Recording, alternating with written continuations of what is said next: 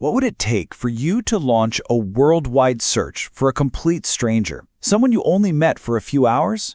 Well, that's exactly the story we're diving into today. An incredible modern-day search for a missed connection, all sparked by one unforgettable meeting. And it all really boils down to this feeling, doesn't it? I think we've all felt it. Some moments, some people, they stick with you. They feel too important to just let them fade into a memory. And that feeling, that's the engine driving this entire search. All right, so let's set the scene. We're talking about a 6-hour connection, and it all happened one single morning in the beautiful city of Barcelona. To get really specific, we have a date and a place. August 10th in a spa. Now, just think about that setting for a second. A spa is a place that's literally designed for anonymity, right? It's where names and faces kind of blur together. But in this case, it became the backdrop for a connection so powerful that it kicked off this whole incredible search. And this is the detail that just stops you in your tracks. 6 hours! We're not talking about a brief chat or a quick coffee. We're talking about half a day spent together. For two people who had never laid eyes on each other before, that is truly remarkable, and it tells you everything you need to know about the kind of connection they shared.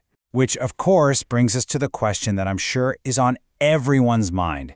If the connection was that strong, why on earth didn't they just swap phone numbers? And trust me, the person who started this search, they know you're asking. In fact, they get right out in front of it, with a little bit of, self-aware humor. It's blunt, yeah, but it perfectly captures what a lot of us might be thinking. So seriously, why go through all this trouble? And here's the answer. It wasn't about logic or being practical. It was about a feeling. The impact of that meeting was so deep, it's described as something that's still humming. That's not just a memory, is it? That's a feeling that's alive right now. So, we get the why. It's this powerful, lingering feeling. But now, let's get into the how. How do you even begin to find one person on a planet of billions?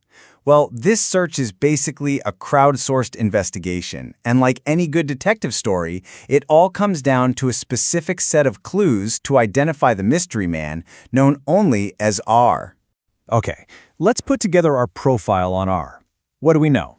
He's Irish-born, but he lives in Australia now. He works as a manager in the medical field, and get this, across multiple hospitals.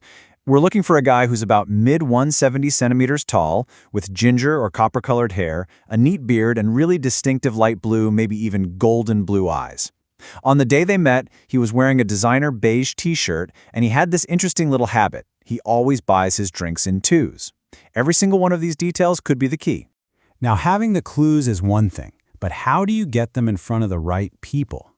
This is where the whole thing goes from a romantic long shot to a genuinely clever strategy.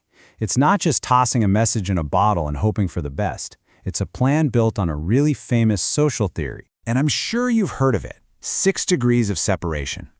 The whole idea is that all of us, you, me, everyone on the planet, are connected to everybody else through a chain of no more than 5 other people.